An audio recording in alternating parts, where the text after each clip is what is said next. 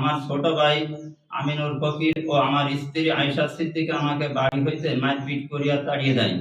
নড়াইলের লোহাগড়া উপজেলায় নিজের ছেলে আশরাফুল ইসলাম হত্যার বিচার চেয়ে সাবেক স্ত্রী এবং আপন ছোট ভাইয়ের বিরুদ্ধে সংবাদ সম্মেলন করেছেন মোহাম্মদ মনিরুজ্জামান নামে এক বাবা। আমি মোহাম্মদ মনিরুজ্জামান, পিতা মৃত আব্দুল হান্নান ফকির, মাতা আসিয়া বেগম বিরাম দেবী, ঢাকার এনএসপুরা থানা লোহাগড়া। বুধবার দুপুরে লোহাগড়া প্রেস ক্লাবে আয়োজিত সংবাদ সম্মেলনে তিনি এই অভিযোগ তুলে ধরেন।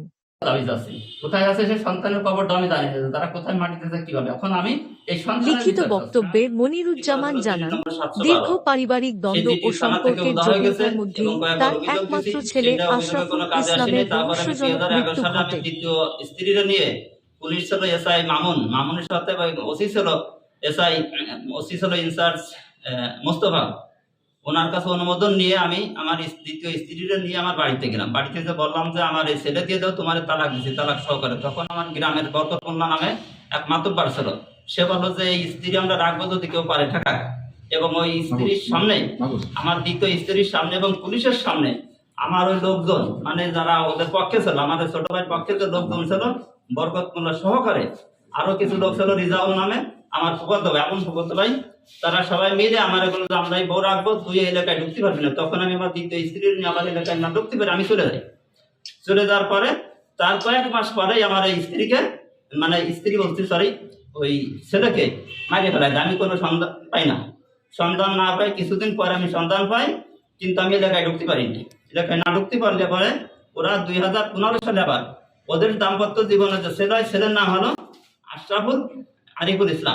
আরিফুল ইসলামকে কোর্টে দাঁড় করে, আশরাফুল নামে দাঁড় করে, খোরপোশ দাবি করে কেস করে এবং আমার স্থলে আপনার সন্তান না, আমার সন্তান না, ওটা ওঠে দাঁড় করে, সেই সন্তান হচ্ছে তাদের দাম্পত্য জীবনের সন্তান।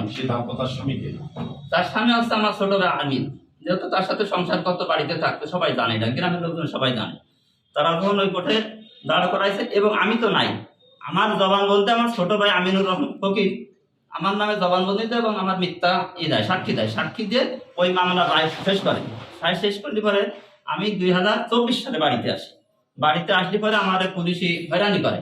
আমি একটা মসজিদ ইমামতি করি, আমি যেহেতু আলেম মানুষ এবং জামাত ইসলামের সাথে জড়িত আছি, ইসলামী দলের সাথে, আমারে হয়রানি করে। তখন আমি সমস্ত কাগজপত্রের বিষয়গুলো নিয়ে নকল তুলে কোর্টে যে সমস্ত আমার পূর্ববর্তী সহ এবং ইউনিয়ন চেয়ারম্যানের সার্টিফিকেট সহকারে আমি কোর্টে করি, কিন্তু আমার সঠিক কোনো বিচার এখন হচ্ছে না। এখন তারা যে কর্পোরেট দাবি করছে সে টাকা, তাকে 30,000 টাকা আমি দিছি, আর আমার দেওয়ারও কোনো ক্ষমতা নেই। এখন আমি চাচ্ছি যে আমার ছেলে বিচার এবং আমার ছোট ভাই এবং স্ত্রীর কাছে যে গচ্ছিত সম্পদ ছিল, এখনো সে তার 3-4টা স্ত্রী, আমার ছোট ভাই, তারা তত দুশ্চরিত্রের লোক, তার এক স্ত্রী আমার ঘরে রয়েছে, আর এক স্ত্রী তার অন্য ঘরে নিয়ে বসবাস করতেছে। আপনি কি আপনার সন্তানের হত্যা বিচার দাবি যাচ্ছে?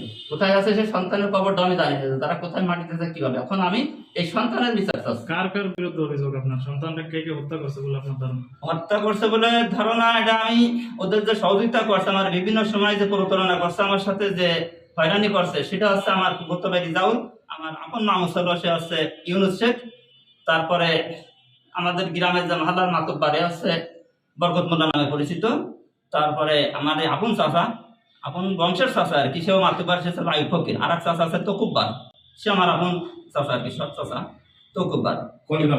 বাড়ি হচ্ছে দেবীতে, ইউনিয়ন হচ্ছে নগ্রাম, উপজেলা লোহাগড়া, জেলা নড়াই। প্রত্যেকে মনে একই। ইউনুস হচ্ছে আমার নাম আছে, তো সে এসে বাড়ি করেছে জয়পুর।